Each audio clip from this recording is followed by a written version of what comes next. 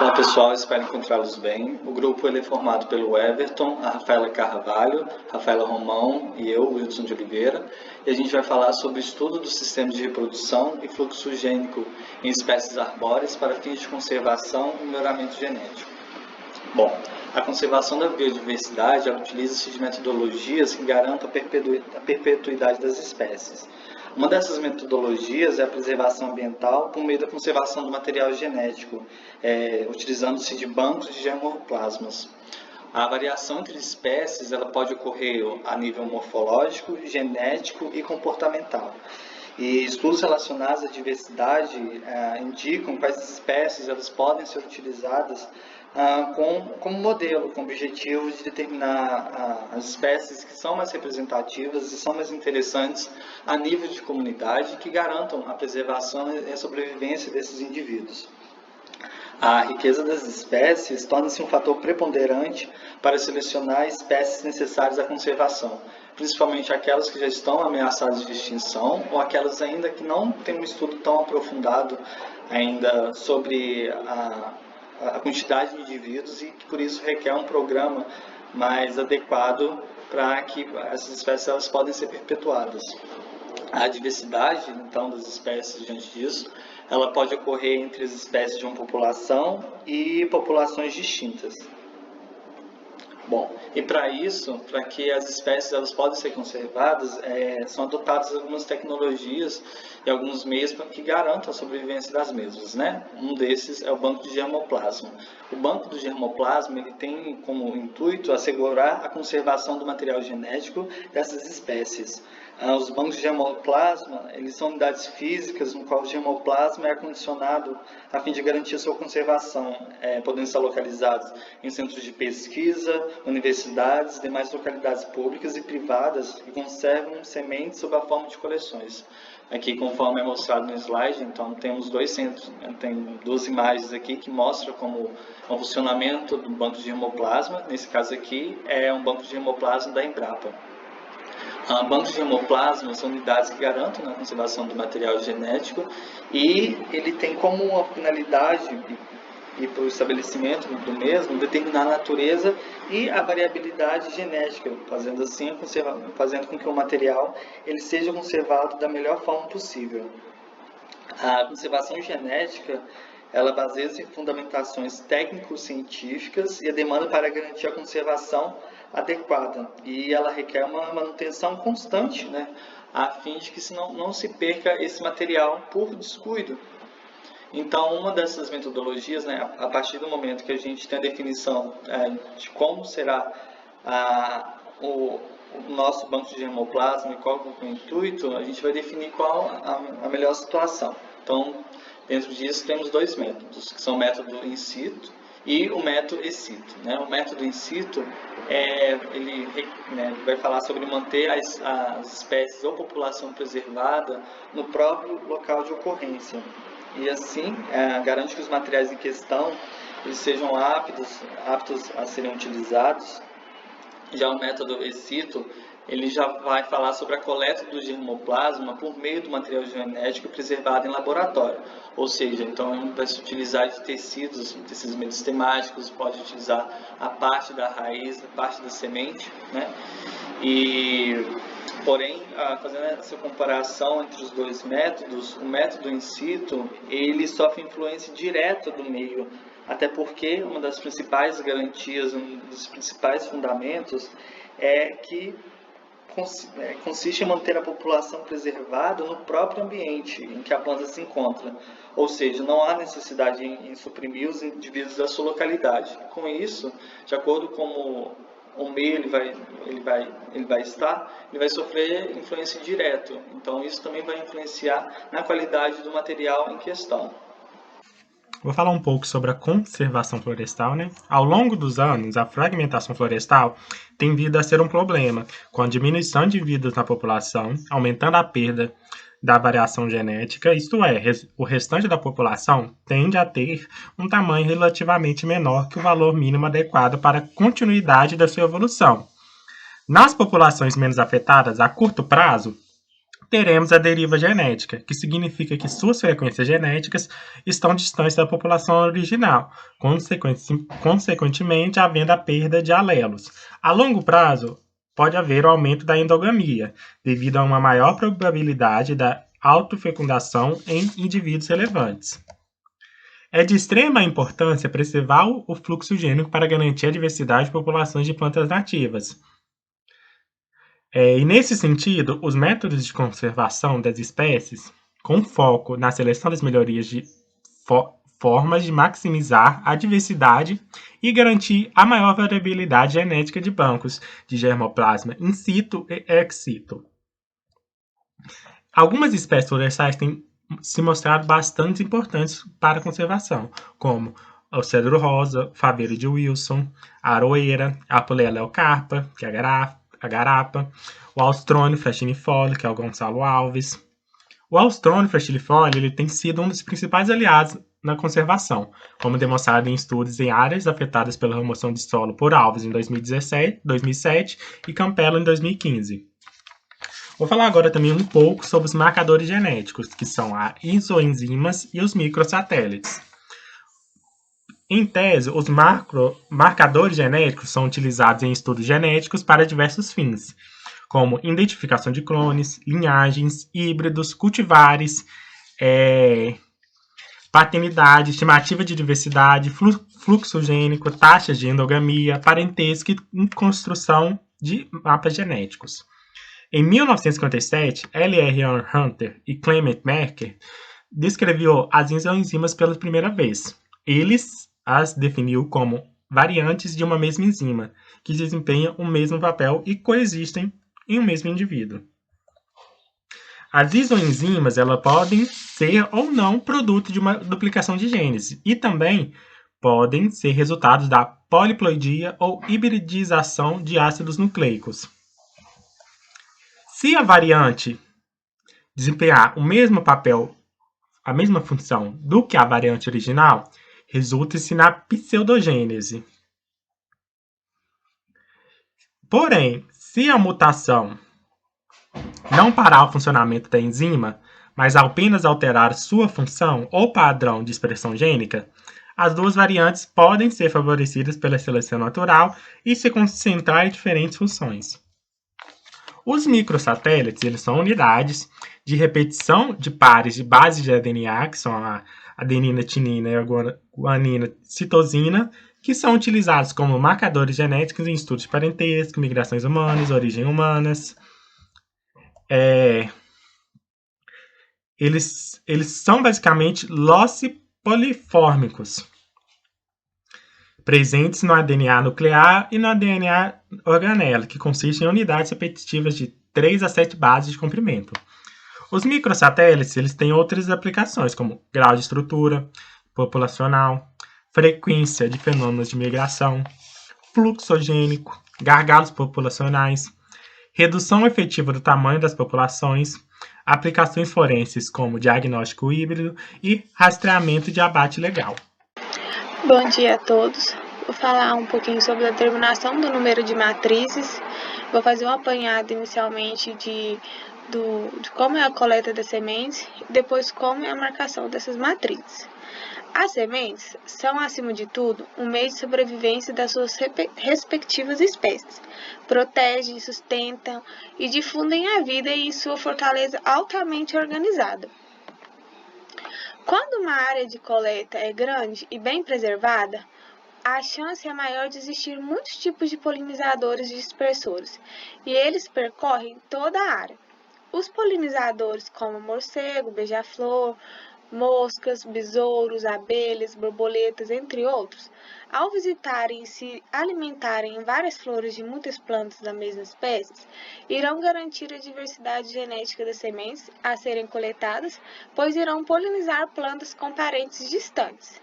Com isso, os dispersores irão espalhar e plantar novas árvores com uma boa diversidade genética e garantir que aquela espécie continue a existir na área e as plantas das próximas gerações não serão parentes próximos.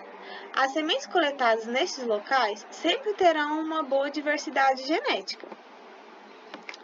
Tanto a colheita na planta como a colheita no chão ocorre numa área em que devem ser considerados os seguintes aspectos: a facilidade de acesso, existência de um número significativo de indivíduos de espécies distintas, diversidade genética, representatividade florestal da população, presença de espécies florestais previamente definidas como prioritárias, ser parte da vegetação característica da região, ter um mínimo de informações que possibilitem sua localização e identificação e estar regularizada perante a legislação fundiária e ambiental. A principal técnica de propagação das espécies florestais é a propagação sexuada, por meio do uso de sementes. Portanto, o processo de obtenção de sementes é uma etapa fundamental realizada pela colheita direta nas plantas ou pela coleta no chão.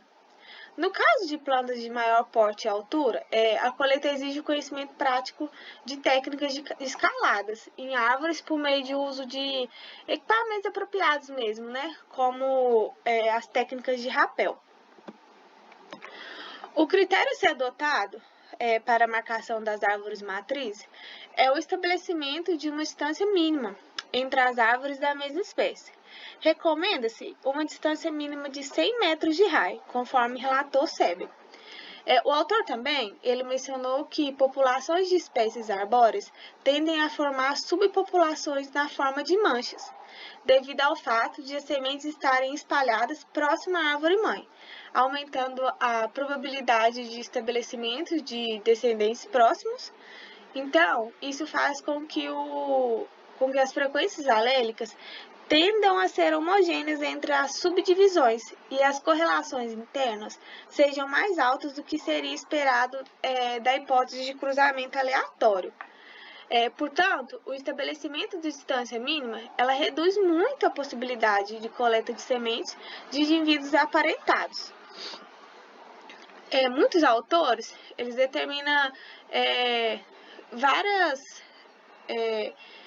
formas de marcar as matrizes. O Seber, ele fala que para estabelecer populações com o mínimo de variabilidade genética e potencial evolutivo, deve-se coletar semente de pelo menos 30 árvores matrizes para projetos de restauração e em pelo menos 45 para a implantação de pomares de sementes.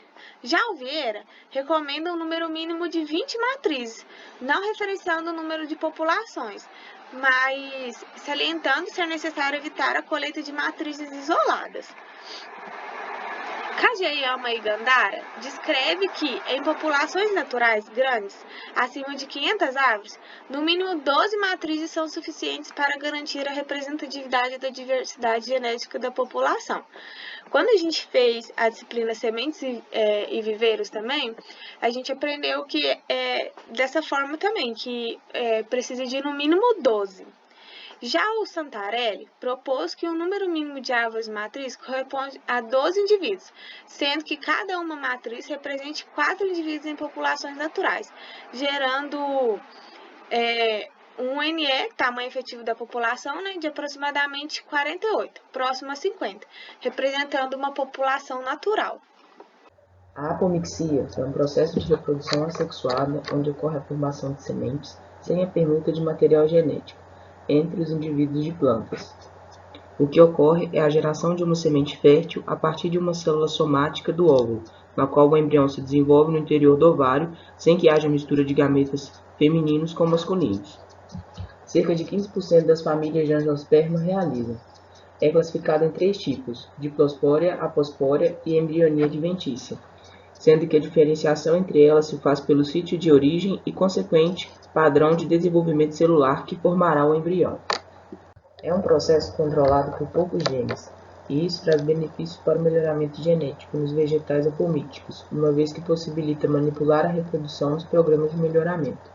A principal vantagem desse sistema de reprodução é tornar viável a instantânea fixação de quaisquer genótipos superiores, escolhido no estudo de melhoramento, e permitir que ele origine indivíduos iguais, sem considerar um nível de heterozigose. Esse sistema demonstra uma vantagem, na qual o vegetal se torna desfavorável a doenças virais e de bactérias. Outro exemplo que pode ser citado é o uso da apoximia na produção de batata, pois é possível combinar a homogeneidade com a seleção de vírus, sendo possível também, para o produtor rural, diminuir os custos de plantio, estocagem e transporte. Desvantagens: baixas repetições de hibridação em biotipos, menor estabilidade da espécie cultivada, necessidade de polinizador e influência das condições do meio externo para a apoximia facultativa. Uma desvantagem também é nos indivíduos arbóreos que, realizada a apoximia em busca de aumento da produção de frutos para comercialização, não foi visto tanta vantagem nessa produção, comparado com os outros sistemas de reprodução. Ou seja, o melhoramento genético busca otimizar e solucionar as desvantagens através da manipulação gênica. Outro termo que envolve a reprodução é a endogamia. A endogamia em vegetal é o cruzamento entre indivíduos próximos em parentesco. Ela resulta na perda de fertilidade e vigor da planta, tornando o indivíduo produtivo inviável. A endogamia ocorre somente em indivíduos que realizam troca de gametas, não sendo vista em espécies que realizam autofecundação. Pode-se atribuir a esse processo alta carga genética, que contribui para a ocorrência de alelos deletérios, de homozigotos recessivos e a repetição grande de heterozigotos. Sendo assim, a endogamia pode diminuir o funcionamento correto da planta de duas formas: mutações prejudiciais devido ao maior grau de homozigosidade e a formação de superdominância pela homozigosidade de alelos com vantagem heterozigota. A endogamia em indivíduos arbóreos, nós podemos citar um estudo feito por Kajayama e colaboradores em 2003, que a diversidade genética em espécies arbóreas tropicais de diferentes estados sucessionais por marcadores genéticos, observou-se que espécies pioneiras possuem tendência de cruzamentos com indivíduos parentes próximos, isso devido à localização da floresta e o espaçamento entre os indivíduos, faz com que muitos polinizadores realizem a troca de pólen de indivíduos próximos em parentesco, gerando a endogamia nos indivíduos.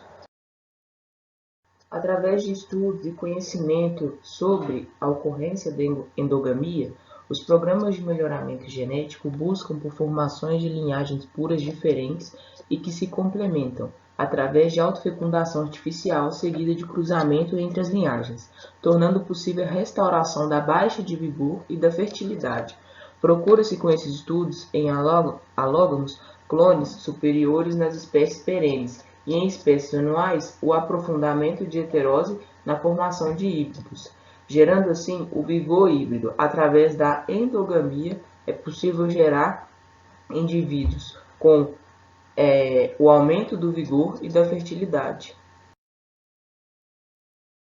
A partir do conhecimento da endogamia e estudando profundamente esse conceito, foi desenvolvido o vigor híbrido, que está presente nas grandes produções de grãos e exige um alto grau de tecnologia. Um exemplo é o milho, que é cultivado atualmente com indivíduos hibridizados e não apresenta a endogamia.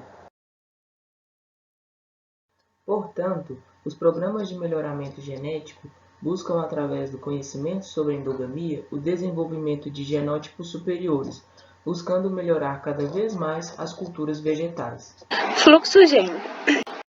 Zlatkin citou que o fluxo gênico é a mudança evolutiva na frequência dos alelos causada pelo movimento de gametas entre populações de uma mesma espécie. O autor também relatou as principais razões pelas quais esse fator evolutivo é considerado um dos principais parâmetros populacionais estimados em obras destinadas a proteger espécies ameaçadas.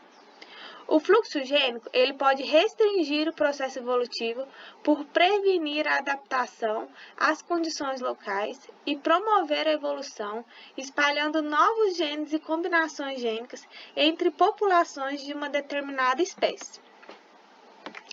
Mello apresentou que a variação genética existente entre as espécies resulta de um balanço entre forças evolutivas que tendem a produzir diferenciação local, como a deriva genética e a seleção natural, e a força que tende a produzir uma homogeneização genética entre as populações, que é o fluxo gênico. Nesse sentido, de manter a heterozigosidade genética dentro das populações e combater as consequências genéticas negativas do processo de fragmentação ambiental, é que o fluxo gênico ele limita, ele impede, retarda o processo de especiação. Pina Rodrigues citou que o fluxo gênico pode ser classificado como de curta ou longa distância. O fluxo gênico a curta distância é promovido através da polinização por pequenos insetos e da dispersão de sementes próximas à planta-mãe, por explosões de fluto, como a Casalpina peltophoroides e a Casalpina echinata, ou por gravidade, o exemplo é a Johannesia principis. Já o fluxo gênico a longa distância é promovido por espécies polinizadas ou dispersas por mariposas e borboletas, morcego, árvores e, em alguns casos, pelo vento. O fluxo de genes dentro de populações de plantas está condicionado tanto pela densidade e arranjo espacial dos indivíduos, como pelas relações de natureza genéticas existentes entre eles, como a presença de autoincompatibilidade. A densidade das espécies se apresenta bastante diferenciada, existindo espécies com mais de 100 indivíduos adultos por hectare, até aquelas com um indivíduo adulto a cada 66 hectares. Então, pressupõe-se que as espécies de baixa densidade populacional, que é menos de um indivíduo por hectare, sejam polinizadas por polinizadores de voo longo, e as de alta densidade por polinizadores de voo curto. Então, fatores ecológicos, biológicos e abióticos, assim como estratégias de sobrevivência, como a formação de bancos de sementes no solo, também podem influenciar o fluxo gênico. A partir desse estudo, a gente conclui o seguinte: o estudo do fluxo gênico ele agrega conhecimento acerca da compreensão da genética de populações. E esse trabalho ele teve como principal fundamento e como principal característica em conhecer a importância sobre a conservação genética e o papel como ferramenta para garantir a biodiversidade e quais são as tecnologias envolvidas nesse processo que podem garantir a perpetuidade dessas espécies. E conhecer as principais metodologias que assegurem a conservação e o fluxo gênico das espécies de interesse. Bom, pessoal, no mais é isso. Muito obrigado.